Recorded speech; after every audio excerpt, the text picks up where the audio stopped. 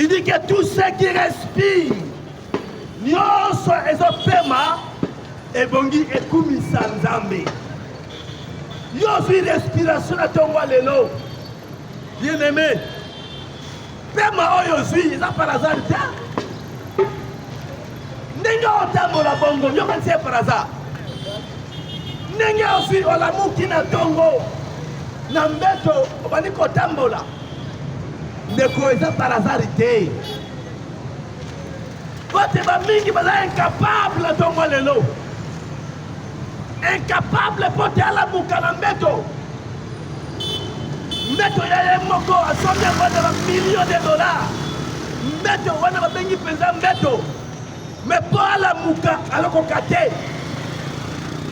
Azangi pema. Faut comprendre l'utilité ya pema oza nango wana. Oyo zwi lelo. Kanga zolo na yo, kanga zolo. Sala mwa exercice muke. Na sengi na yo, kaka ndenge oza wana. Kanga zolo na yo pendant 1 minute, kanga zolo. Kaka 1 minute ya pamba, kanga zolo. Kanga ya bo. Ko respect soute. Soka ta 1 minute ou 2 minutes. Zolo. Kanga zolo na yo. Kanga zolo pendant 1 minute.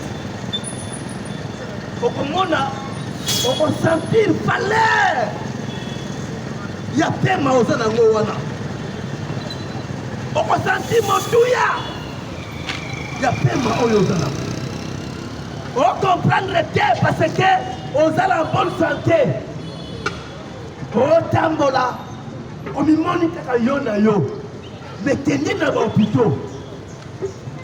Kende na ba sika batu ba malade bazali. Ceux qui sont dans les luttes, ils sont alités.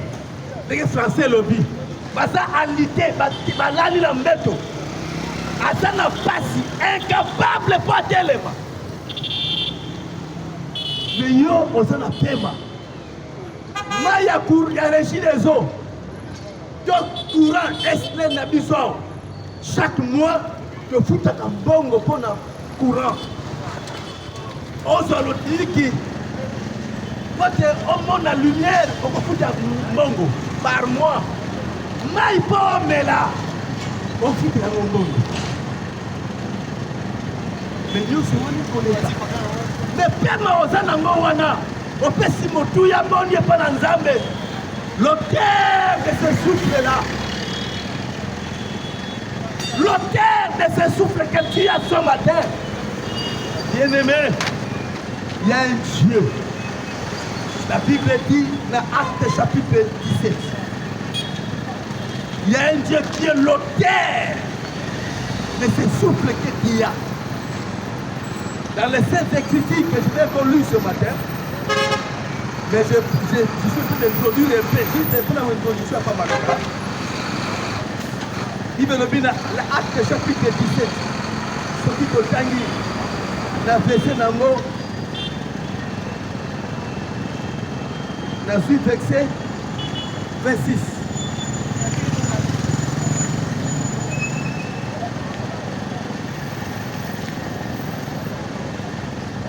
La Bible dit ceci. Pema oyo sanango. Eza par hasard ke. Pema oyo zui. Il y a quelqu'un qui t'a donné ça ce matin.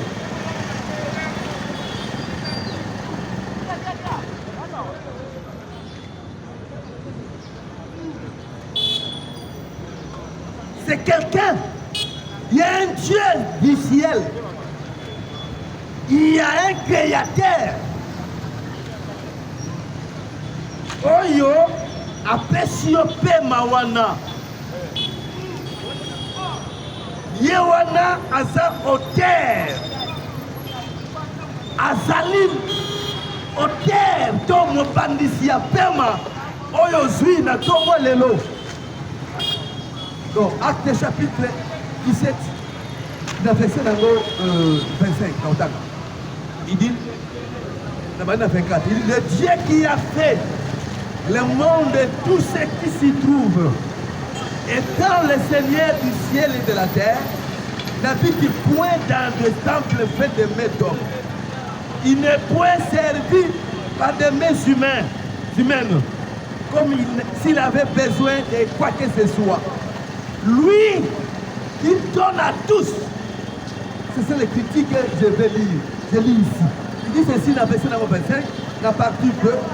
C'est lui qui donne à tous la vie, la respiration et toutes choses. C'est lui qui donne à tous. Donc, Nenye Yosawana, la Tongo Lelo. Bien-aimé, comme toi tu es là, même au Lelo, ce n'est pas par hasard.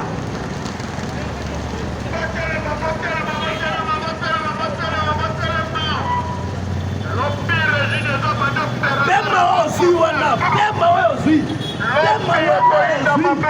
n'est pas par hasard. Il y a l'auteur. Il a dit, c'est lui qui donne à tous. Dans verset numéro 25, acte 17. Il dit, c'est lui qui donne à tous la vie, la respiration et toutes choses. C'est Dieu qui te donne ce souffle que tu as ce matin. C'est Dieu qui t'a donné ça. Après si on peut malatongo le pas obika na yango. Mais à Sengi Mongo Day, c'est sans prix, c'est sans rien payé, sans prix, sans argent. Il appelle son père Mawana Yakovele. Au monde a importance dans notre terre, parce que nos gens là, on a une bonne santé. Mais pour être malade, il est là. Il dit à maman Yemo, la clinique chinoise, il dit à Kaliamba, la clinique universitaire, même on a pas de Kalemele, mais qui tombe en hôpital. Il est là partout. Au moment où on a battu, on a dit arrêtez. On va tuer dans solo. On va faire vivre avec une bonbonne. Quand tu as respiré, incapable de respirer, et bon, on va tuer, on va faire un aspirateur, mais on va tuer dans solo. Quand tu as pété, on va respirer. Et en fout un manque de belé, qui est une clinique dans une privée. On va s'allier belé, on va comme présenter. Pense à battre une respiration artificielle. Quand naturellement on est incapable de respirer, on s'allie dans passe. Mais chance est un aspirateur artificiel. Donc respiration artificielle. Voilà. Donc, respiration, on a acte chapitre 17. Verset 25. Comme on a que respiration, on est incapable de respirer. Il y a une respiration artificielle. On a des hôpitaux, des bâtiments, pour tout le respirer. On confond un bongo et pelé. Il y a qui galé, mais on comprend un mot. Il y a partout, universitaire. Il y a des gens qui ont passé, qui ont respirer de manière artificielle. Et pour tout un mango est belé. Et toi ce matin, Dieu te donne ce souffle-là. Il te donne cette respiration sans prix, sans argent, sans rien payer. Ne au tambo. Voilà pourquoi dans Psaume 150, ne Seigneur le Komoko. Parce que l'argent et l'or appartient à notre Dieu. Il dit, l'argent m'appartient, l'or, c'est à moi. Qu'est-ce que toi tu peux me donner? La paix m'a fait avec ngai mwana ngai nzambe na yo mbango eza ya ngai bozwi nyonso mokiliza ya ngai bongo mpe mao napesi yo okopesa ngai nini yo mutu? Qu'est-ce que tu peux me donner en retour? Qu'est-ce que tu vas me payer? Moi Dieu le Créateur, moi l'Éternel des armées. J'ai créé le ciel et la terre. J'ai créé toutes choses dans le ciel comme sur la terre. Je suis le maître de tout. L'argent m'appartient. L'or m'appartient. Qu'est-ce que toi, tu peux me donner? Alléluia. Mon frère, okopesa nini epana nzambe mpona pema opesi yo na ntongo lelo. Voilà pourquoi dans Psaume 150, c'est là où je reviens, il dit que tout ce qui respire, parce que Dieu, notre Dieu aime l'adoration. Notre Dieu aime l'adoration. Voilà pourquoi à Sengio le Congo Kaka, au Koumisa, il dit que tout ce qui respire, tekete nyonso ezopema ekumisa ndeko nanga nzambe azala nyonso. Mais pourquoi il aime l'adoration? Même ce matin dans le ciel là-bas, il y a une chorale céleste. Les anges sont là, les archanges sont là, les chérubins, les 24 anciens, les 4 êtres vivants, toute l'armée céleste est là pour adorer l'Éternel. Et sans cesse, ils sont là ils se prosternent. La Bible dit les 4 anciens en train de se prosterner, celui qui vit au siècle des siècles. Bao pese recours, bao sanjolaye, bao pambolaye, pour tout faire mort sans arrêt. Kanisa, dans l'ouverture à 7e saut, dans l'Apocalypse, il me répète qu'il y a un silence dans les ciels. Dans l'ouverture à 7e saut, tellement c'était tellement important. Il me répète que les ciels se tuent. Lola est tellement dit. Pour l'importance, il y a ouverture, il y a 7e saut. Il fallait pas mystère de la dévoiler. Et Dieu a envoyé un prophète pour l'ouverture de ces sauts-là. Et la Bible dit, il y a eu un silence au ciel d'une demi-heure. 30 minutes. Il y a eu cessation des louanges, des cris de joie. Nous sommes télémaqués. Tout c'est dur. Nous sommes télémaqués dans l'eau là. Activement qu'il a touché pendant une demi-heure. Voilà pourquoi faire l'importance et l'adoration. Voilà pourquoi celui qui vit au siècle des siècles, il aime être adoré.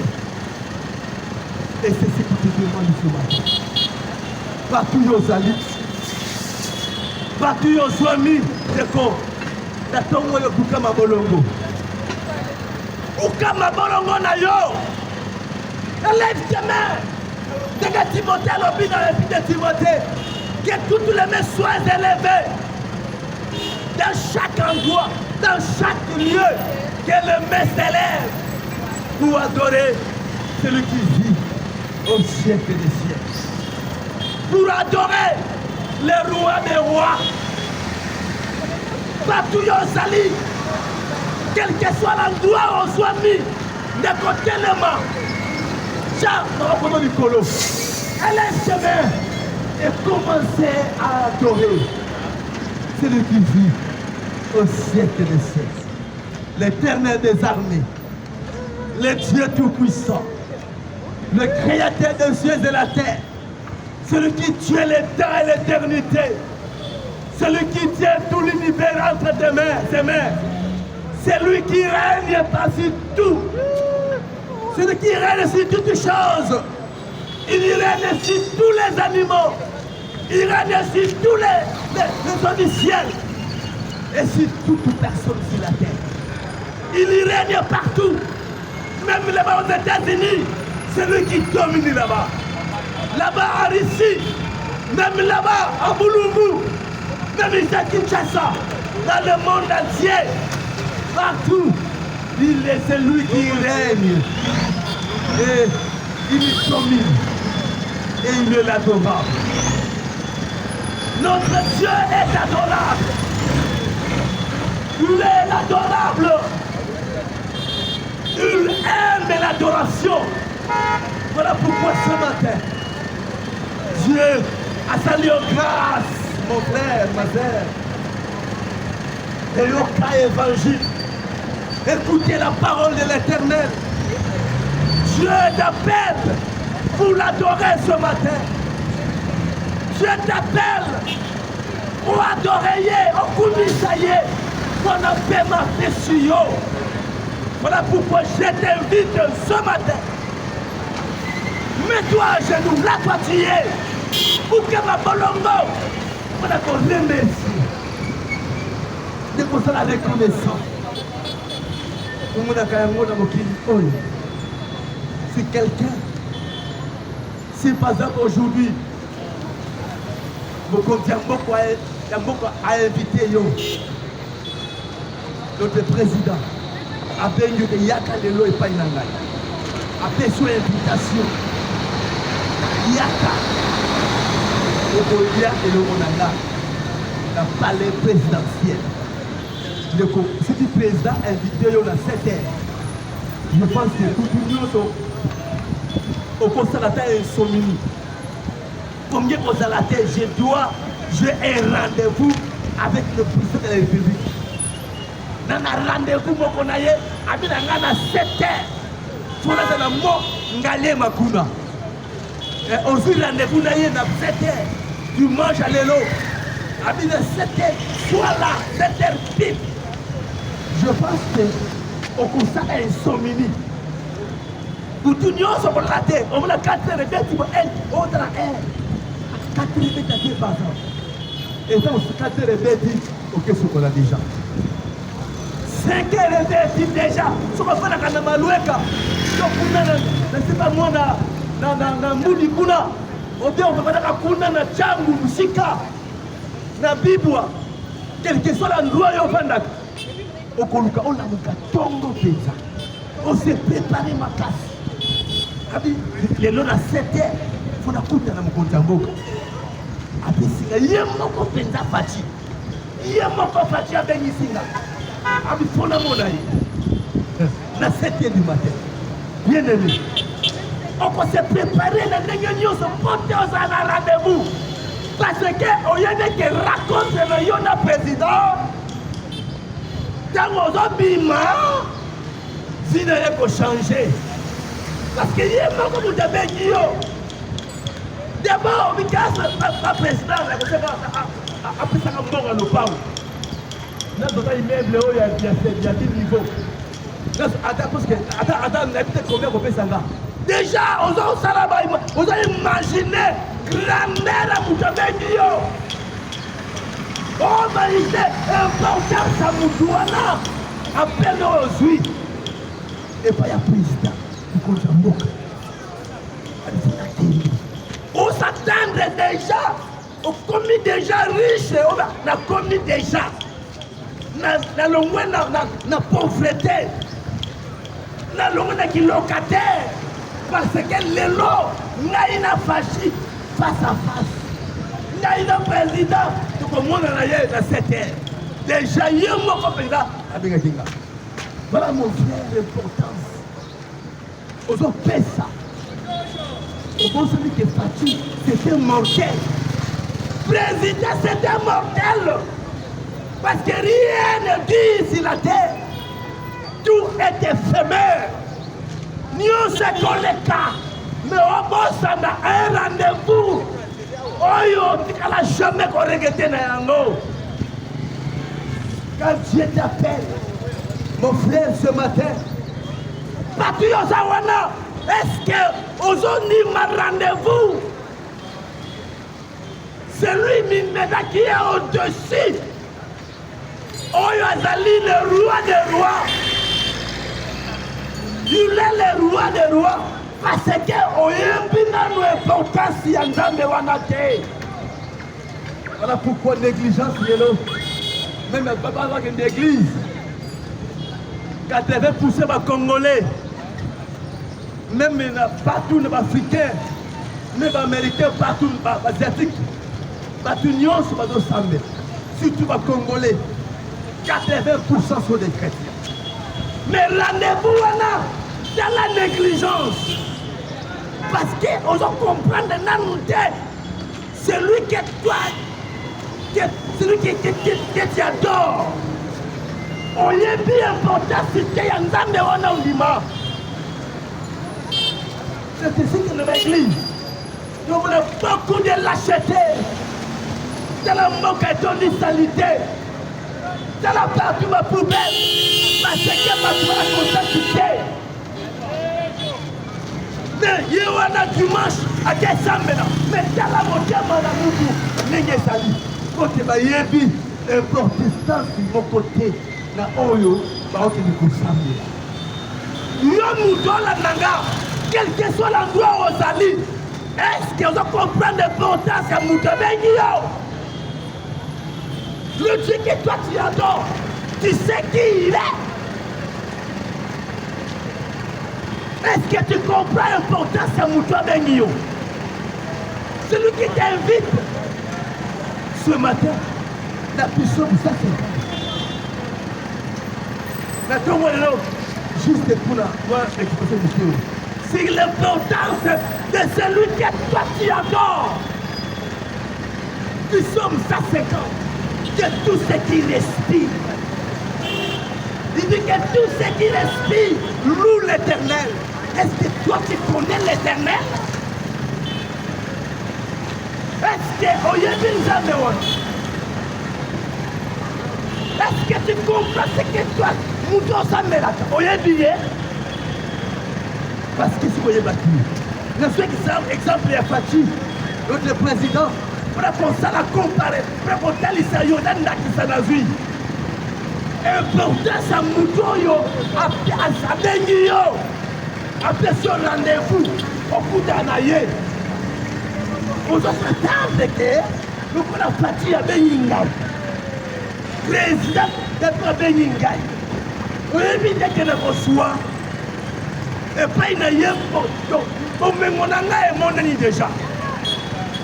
Aussi, parce que c'est le supérieur qui bénit l'inférieur. Celui qui est béni doit bénir l'autre. Moi, je suis béni, je dois bénir les autres aussi. Et nous savons que notre président est béni. Il est tellement élevé. Numéro 1 Moka. Il est Dieu là élevé. Et après ce rendez-vous, comment vous allez se rendre l'unité? Maintenant, c'est lui qui est le roi des rois. On a créé un président de la République. C'est lui qui a créé le président. Même DG Wana, on a espoir. À DG Nabiso Wana, on a tellement d'ambongo. Car on Monica Boy, quand Mota Pamba, madame ko fait yebini. Aka bonjour à Pamba. Et pas na yeba dollar na poche. Ata mona ba dollar, ta nyonso, kaka futa pia bonjour. Un soudain d'été. Et bon moi après ce rendez-vous, où y a pas. Mais dans le monde na chômage. Dans le directeur mon pas invité yo. Exemple directeur de SNEL. Nous exemple on a des gens engagés, au combien engagés, c'était mon nez pour la SNEL par exemple. Le coup là, on fit là, DGDA, DGA, il y a nos invités, il y a DGDA, il y a mon conseiller à douane, Wapi, mon conseiller à DGI, à inviter, on s'attend, c'est une salle. Et si nous l'avons dit, parce que le DG m'a invité, il y a mon destiny mort, les financiers en Moka, ministre de la Finance, il y a Moka Beninga. Ministre de la Finance. Oh, Neko, on va se séparer là déjà. On se séparer là, Kenga, il a connu. Il a aussi Moussala. Chômage est fini. Le locataire est fini. La longue n'a pas si déjà. Parce qu'aujourd'hui, le rendez-vous est tellement important. Mes frères, le monde passe. Et les choses de ce monde aussi passeront. Rien.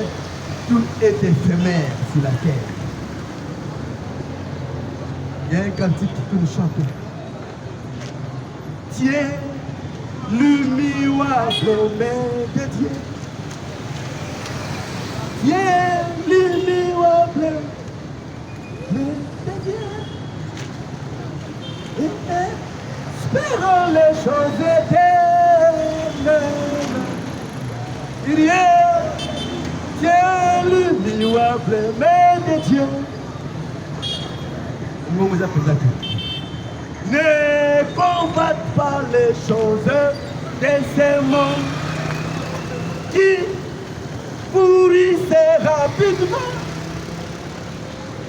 Espère en l'Éternel. Voilà. Rien n'est éternel dans ce monde. Tiens la main immuable de Dieu. Tout est éphémère. Même ton indakro est mobile. Et comme il y a yo. Même immeuble yo. Ma pêche à mon lélo ndeko. Oui, c'est bien. Mais c'est éphémère par rapport à la vie éternelle qui est devant toi. Par rapport à pas moyen 7 ans d'écho. Tu vas perdre le monde entier. Jésus a dit, à quoi sert à gagner le monde entier et perdre la vie éternelle? À quoi sert? Aujourd'hui, ma voiture, aujourd'hui, tout le monde est bilamba, pas super ça, on l'attaque. Pas wax, on l'a néwana, cher, on l'attaque, pas bijoux d'or. Na misabi, na kingo partout. Même Kolomoko, na tipka. Na tipka, na mouroni Krissalamaka, je pense que c'est encore dans 1995, 96. Voilà. Na tipka, avion Moko Ebarus, et raté décollage. Na tipka. Mon frère, avion on est raté parce qu'il fallait qu'on vienne vitailler l'Angola et pas à sa vie plus dans l'époque de Mobutu. Parce que Mobutu, dans mon a pour ravitailler sa vie. Et l'avion on a été tellement chargé et décollé. Et baris. Et raté décollage. Et rasé. Ma fandère nyonso à Tipka. Ma visiteur nyonso. Ma marchand nyonso. Même dans le passif, je suis tali. Mon sapi, na bijou, mais pour ça katana, bijou, na mosapi. Et bah chèque, parce qu'on y va parce que l'homme là, bijou on a. Il faut qu'on a passé, il faut qu'on a partout, frère. Parce que n'a pas aussi ma casse, il peut mais tala nègre, bah chèque, parce que l'homme là, parce qu'on y va non, valeur nini au sanango, na mo kilo au Saint Christ. À quoi sert? À quoi sert gagner ce monde ici sans Dieu dans ta vie? Voilà pourquoi ce matin, Dieu te demande au soso. Après cette invitation, Moko, pour l'adorer, il t'invite ce matin. Par l'importance, il y a rendez-vous au bon chemin qu'on néglige la vie d'ailleurs.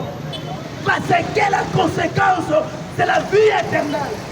Quand Dieu t'invite, oh quelle joie dans mon cœur. Comme il appelait, comme il me fait la chanter.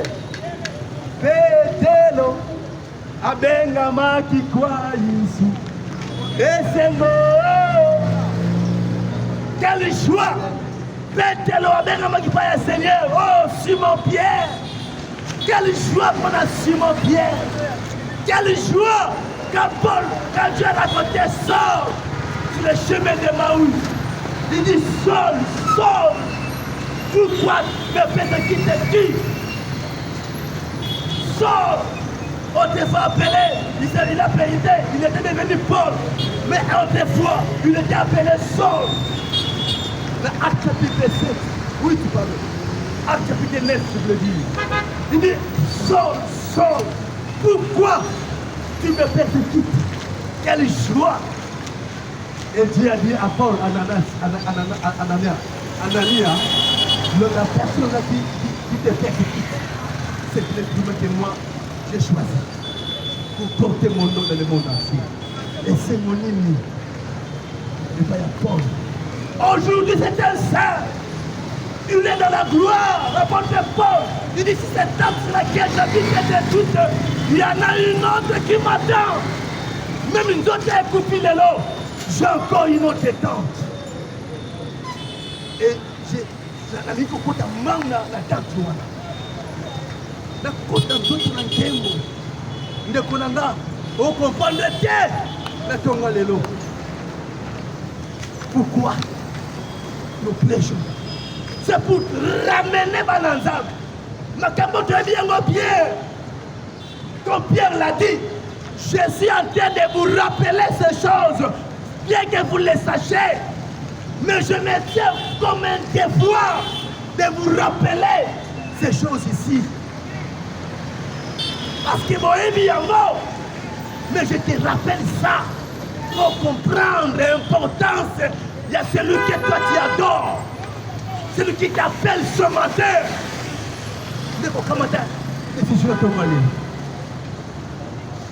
Kamata, invitation et plein de décisions ce match. Quand tu as un peu président de la Dieu t'invite ici. Et la vie qu'il te donne, et ça va me mettre comme. D'abord, tu vas hériter la terre. Tu vas hériter. La Bible dit que là où toi tu es, ne diminue pas, mais il faut croire. Il faut diminuer. Bâtissez là où tu es, plantez, habitez là où toi tu es. Jérémie 28. Donc Dieu nous donne d'abord des centiples sur la terre. On va gagner gage. Donc on a ma ici. Quand tu acceptes Jésus dans votre cœur, dans votre vie, tu as d'abord une garantie. Vous allez moi garantir un compte moko ya vie éternelle. Un compte que Dieu te donne. Comme on s'est mis nous pas, nous sommes une voiture, ok, c'est un compte. La compte, ça veut dire que la voiture t'appartient déjà, mais tu donnes un compte. Et tant aussi ça manque les voitures comme vous. Mais déjà, ça y est déjà. Et la terre ici, Dieu te donne comme un compte déjà. Ce qu'on dit, Jésus, dans votre cœur, dans votre vie, il te donne un compte sur la terre. Et tu auras la vie éternelle à la fin. Voilà mon frère, ce matin, Dieu t'invite.